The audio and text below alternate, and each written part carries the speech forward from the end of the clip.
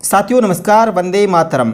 साथियों, आज़ादी का अमृत महोत्सव के अंतर्गत हर घर तिरंगा अभियान में जो 13 अगस्त से 15 अगस्त तक घरों में तिरंगा फहराना है, इसमें क्या हमें सावधानियां रखनी है, क्या हमारे देश के प्रति कर्तव्य है, क्या हमारा इस तिरंगे के प्रति कर्तव्य है साथियों, वो मुख्य बातें भी हमें ध्यान में रखनी है यदि आप तिरंगा फहराने जा रहे हैं। और आप अवश्य तिरंगा फहराएं साथियों, और अपने देश को, अपने तिरंगे को सम्मान दें। साथियों पूरी बात आराम से करेंगे, किन बातों का हमें ध्यान रखना है उससे पहले एक छोटी सी बात हम देख लेते हैं तिरंगे का इतिहास के बारे में। तिरंगा कैसे, कब और कहाँ से और किस प्रकार से अपनाया गया, वो सभी बातें एक छोटी सी वीडियो में देख लेते हैं।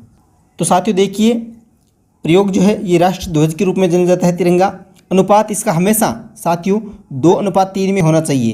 तिरंगे का अनुपात क्या होना चाहिए? लंबाई और चौड़ाई में 2:3, ठीक है। चौड़ाई 2, लंबाई 3, इस प्रकार से आपकी अनुपात होना चाहिए साथियों। अंगीकृत कब किया गया था? तो देखिए आप यहाँ पे देख सकते हैं 22 जुलाई 1947 को अंगीकृत किया गया था। रूपरेखा यहाँ पे आप देख सकते हैं, रूपरेखा तिरंगे में सबसे ऊपर गहरा केसरिया होना चाहिए, ठीक है। बीच में सफ़ेद, सबसे नीचे गहरा हरा रंग बराबर अनुपात में हो। सफ़ेद रंग पट्टी के केंद्र में गहरा नीले रंग का चक्र है। चक्र की परिधि लगभग सफ़ेद पट्टी की चौड़ाई के बराबर है। चक्र में 24 तीलियाँ हैं साथियों। अभिकल्पनाकर्ता मतलब डिजाइनिंग जो है उनके देने वाले पिंगली वेंकैया। संबंधित लेख वंदे मातरम, राष्ट्रगान, स्वतंत्रता दिवस, गणतंत्र दिवस है यहाँ पे। विशेष सन 1904 में स्वामी विवेकानंद की शिष्या सिस्टर निवेदिता ने पहली बार एक ध्वज बनाया था, जिसे बाद में सिस्टर निवेदिता ध्वज के नाम से जाना गया था। अन्य जानकारी, हर स्वतंत्रता दिवस और गणतंत्र दिवस पर लाल किले की प्राचीर पर राष्ट्रीय ध्वज को बड़े ही आदर और सम्मान के साथ फहराया जाता है। तिरंगा देखिए, अंग्रेजी में इसकी जो स्पेलिंग है वो इस प्रकार से है। भारत का राष्ट्रीय ध्वज है जो 3 रंगों से बना है, इसलिए इसे तिरंगा कहते हैं।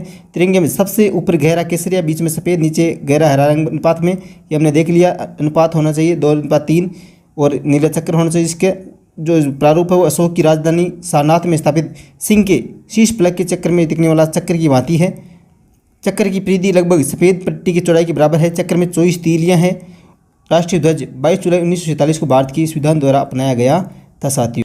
अब देखिए साथियों, तिरंगे की जो यात्रा है, तिरंगे का जो इतिहास है वो किस प्रकार से इसमें परिवर्तन आया है। देखिए, ये जो पहला ध्वज है वो साथियों 1906 कब का है? 1906 में वंदे मातरम लिखा हुआ, चांद और सूरज। उसके अलावा 1907 ये कब का है? दूसरा ध्वज 1907 का है साथियों, जो इस प्रकार से डिज़ाइन थी।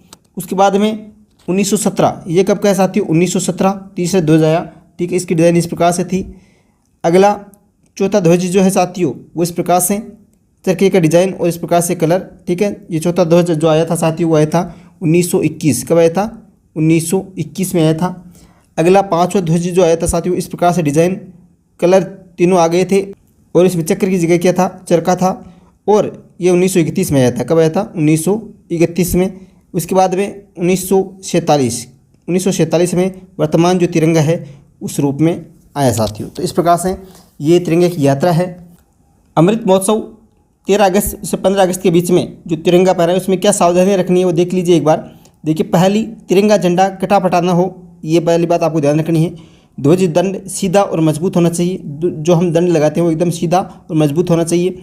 राष्ट्रीय ध्वज फहराते समय उसके रंग क्रम का ध्यान रखें, मतलब ऊपर का रंग केसरिया, बीच में सफ़ेद, नीचे हरा, इस प्रकार से क्रम होना चाहिए साथियों। उसके बाद में ध्वज सम्मान की स्थिति में मतलब हो, उसको झुका हुआ नहीं होना चाहिए, एकदम सीधा होना चाहिए साथियों, इस प्रकार से, ठीक है। ध्वज पर अन्य कुछ भी लिखा हुआ छपा हुआ नहीं होना चाहिए। जो झंडा है उस पर किसी भी प्रकार का कोई निशान और जो छपा हुआ अक्षर है वो नहीं होना चाहिए। राष्ट्रीय ध्वज के साथ अन्य कोई ध्वज बराबर या ऊंचाई पर अथवा राष्ट्रीय ध्वज से ऊपर न हो साथियों, ये आपको ध्यान रखना है। किसी भी प्रकार के फूल, माला या प्रतीक चिन्ह राष्ट्रीय ध्वज के जो है आसपास नहीं होने चाहिए, इसके ऊपर अथवा ध्वज के दंड पर न हो साथियों, ये ध्यान रखें। किसी भी प्रकार की डिजाइन ना हो इनके अलावा, ध्वज का जो है जो प्रारूप है उसके अलावा, ठीक है। उसके अलावा साथियों, ध्वज फहराने के बाद ध्वज को समेटकर सम्मान के साथ संभाल कर घर पर ही रखें। इसे इधर उधर सड़कों पर या कचरे में न फेंकें साथियों, ये ध्यान रखें। यदि ध्वज क्षतिग्रस्त अथवा कट फट जाए तो पूरे सम्मान के साथ निपटान करें, सड़कों पर या कचरे में न फेंकें। इन नियमों का विशेष ध्यान रखा जाए साथियों।